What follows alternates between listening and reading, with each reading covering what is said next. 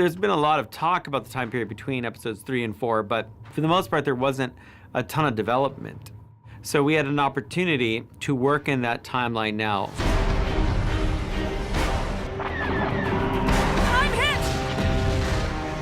In the beginning of season 3, we talked about what we felt like the milestone events were of that period of the timeline so that everyone could get aligned around those things.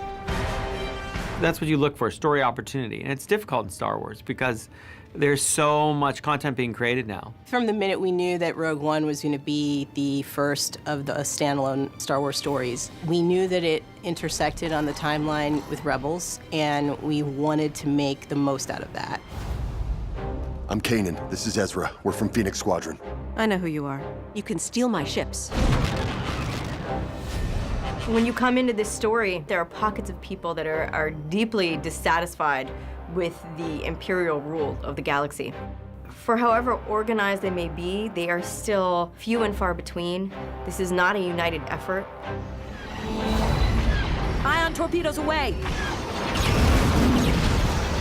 The episode with Mon Mothma basically precipitates the formal formation of the Rebel Alliance. This was a great moment to say, what is her backstory, or at least what's the part of it that gets her to being this rebel leader that she becomes.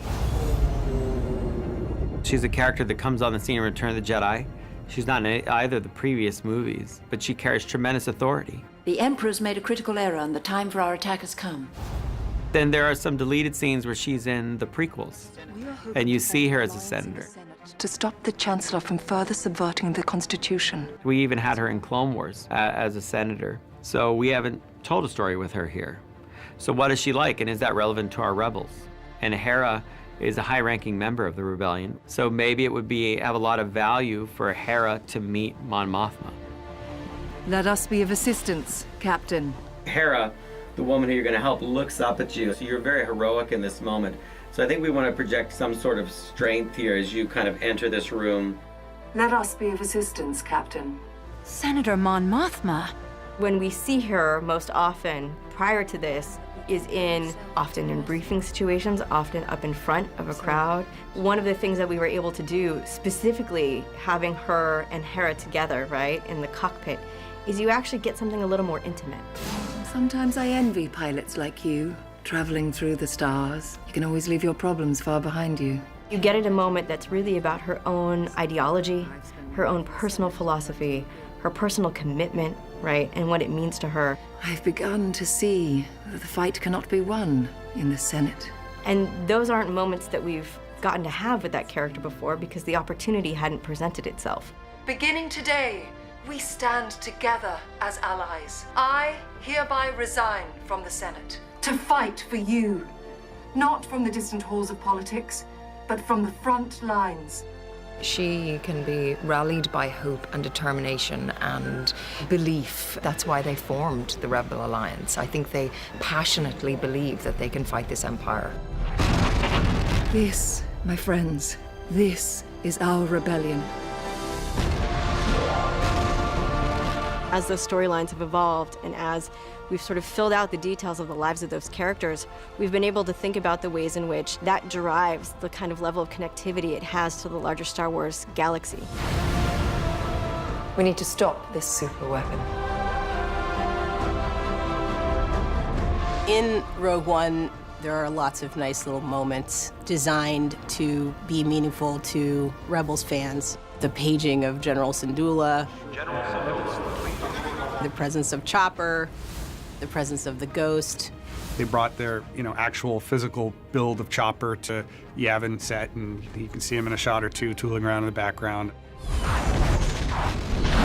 are probably at least a dozen shots in a space battle where we managed to feature the Ghost. We also tried not to be super specific with it, so that if down the road, Dave Filoni wanted to actually take us there in a Rebels episode or something, it was loose enough that he could construct any kind of story he wanted around the little peaks that you get of the Ghost during the space battle.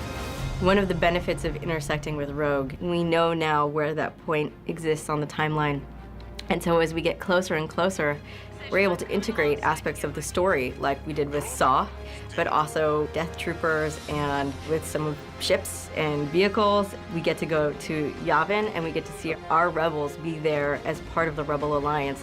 And it's really exciting to get to see Hera lead her own squad of X-Wings in an attack. Breaking the stories for season 4 was one of the most satisfying development experiences I've ever had, because you get to look at all of the places your characters have been and decide with real intention where they're going to go. It's time to get to work. The whole team has done a wonderful job of thinking through all of the various stories that we needed to set up this ultimate journey that we're going to pay off at the end of the series. Looks like the family's together again. Let's try and keep it that way. And to provide opportunity to suggest what the role of this team might be within the larger galactic war.